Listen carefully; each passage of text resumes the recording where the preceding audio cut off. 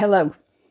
So let's get this straight. There's this young man, a teenager of Chechen origin, which means he probably ran from a state which has its own internal political problems and was being abused by Russia.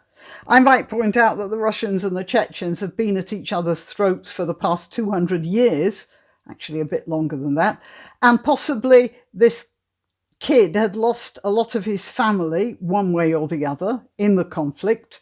He might have spent time in DP camps.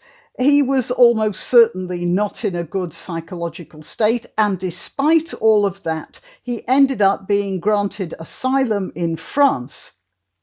It says here that he's 18, so he could have been in France for several years, which means that as a child, he would have been taking advantage of all the benefits granted to a French citizen, including education, medical care, social care, and all sorts of other things. He had all of that from the generosity and humanity of the French, and he repays them by beheading a French teacher.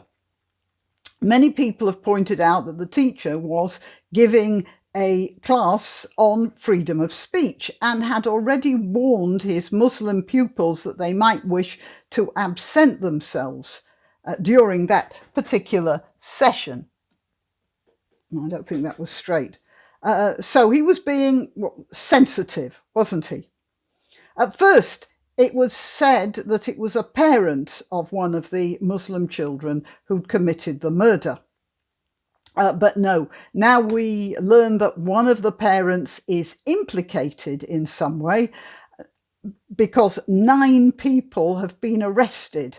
And it seems from what I can glean of the information that's available, that these adults must have taken this psychologically disturbed, this obviously violent and probably not too bright kid, and wound him up and just sent him on his way to murder in the name of Allah. Now, it says here the French leader Emmanuel Macron decries terrorist beheading of teacher. Yeah, you expect him to welcome it.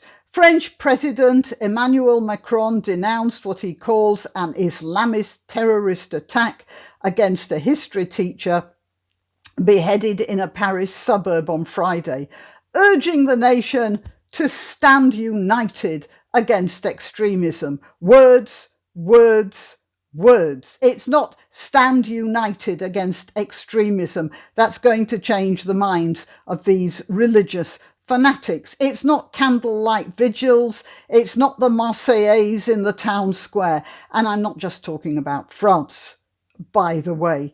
In Muslim countries, such an act by a dhimmi would attract the most vicious of collective punishments against all other dhimmis within striking distance. We all know that, don't we?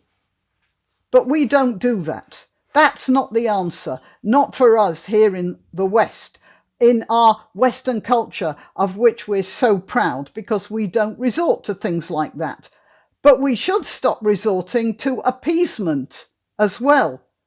And we just don't learn, do we? Do you remember the Charlie Hebdo incident? That was in 2015, wasn't it?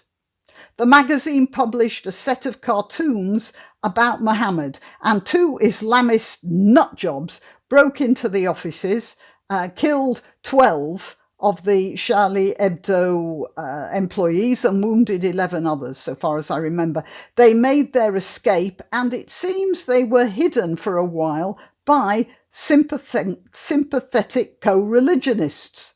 It wasn't like they were on their own, just like this kid was obviously not on his own. A few days later, there were rallies all over the place and everyone was posting signs and Je suis Charlie. Oh yeah, they were doing everything but republishing those cartoons, because that's what will stop this, not mass punishment And not appeasement either, not candles, not hymns, not denunciations from Le Président. No, what will stop this is the knowledge that if they try to stop people criticising the murderous violence that lurks in the nastiest corners of Islam, then they're going to get even more criticism, even more fun poked at them.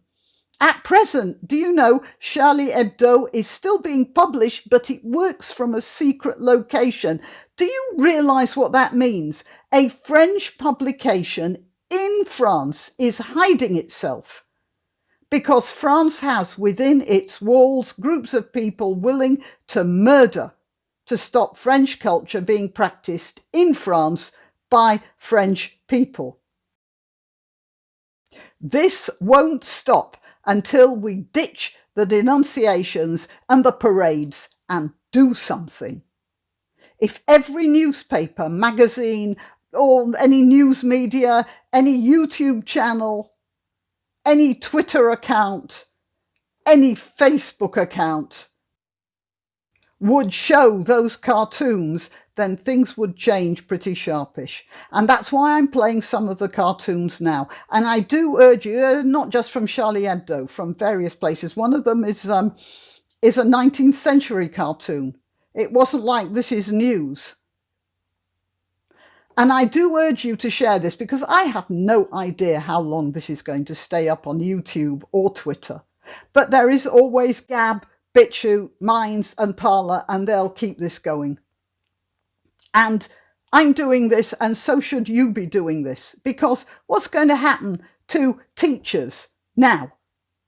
Are they going to have to start giving their classes from secret locations? Like Charlie Hebdo?